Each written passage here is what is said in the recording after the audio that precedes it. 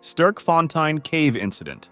It was September 29, 1984. A cave explorer named Nuno Gomes was exploring unmapped sections of the Sterkfontein cave in South Africa. He was accompanied by his two friends, Peter Verhulsel and Malcolm, and together they planned to lay a guideline from the entrance to the farthest point of the wet cave area known as Milner Hall. The plan was for Nuno to go in and place the guideline, while Peter and Malcolm waited outside, assisting him from the surface. Nuno plunged into the water and successfully laid the line, covering a distance of 396 feet from the entrance to the end. Happy because of the success, the three decided to go back in and follow the new guideline. Once they reached the air pocket at the end, they were satisfied that they had successfully mapped this cave section, so they turned around and began to head out, following the line. As Nuno led the group, he suddenly felt Malcolm touch him. Malcolm was signaling that Peter was no longer behind them. Nuno went back to see where Peter had gone and noticed that he had entered a side tunnel. Nuno tapped Peter to get his attention and signaled him to return to the guideline and exit the cave. As they headed back, however, Peter disappeared again. This time, Nuno and Malcolm assumed he had taken the other exit, avoiding the tight squeeze they themselves used, so they did not go back to look for him. When Nuno and Malcolm surfaced and realized Peter was not there and still hadn't come out after a while, they submerged once more to look for him. They searched along the guideline and even in the side tunnels, but there was no sign of him. After 4 long hours, they ran out of air tanks, and the stirred-up silt reduced visibility to almost nothing. Finally, late that afternoon, they exited the cave and called for help. The fire brigade arrived, but lacking cave diving expertise, had to wait for the police divers to continue the search in the evening. The silt was so stirred up that visibility was heavily impaired. The police called off the search for the night, convinced they would now be searching for a body rather than a survivor. What no one realized was that Peter was not dead at all. He had been sidetracked by a secondary tunnel, and the cave's complex 3D structure, combined with the lack of a guideline, the stirred-up silt, and the darkness, made it nearly impossible for him to orient himself. After trying many possible paths, Peter found a small room and decided to wait there for rescuers. He shone his light into the water in hopes of signaling his friends, but when no one came for a long time, he switched it off to conserve the little battery life remaining. He tried making noise by banging his tank on the rocks, but to no avail. Eventually, he became exhausted, fell asleep, and lost track of time. After that first night of searching, the police closed off the cave so no one else could enter. Unfortunately, the silt took a long time to settle, so visibility remained poor. Convinced Peter had not survived, the police decided to wait a full week before resuming the search. On October 6th, 7 days after Peter's disappearance, they returned but found no sign of him. Another week passed before they tried again, but he was nowhere to be seen. Meanwhile, Peter was still alive. He had spent 14 days in complete darkness, starving and having lost much of his weight. Hoping for a way out, he decided to follow a passage leading from the small room where he had sheltered. After traveling 120 feet away from the water, he discovered it was only a dead end, so he returned to his spot near the water to wait once more for rescuers. The police continued weekend searches for 6 weeks.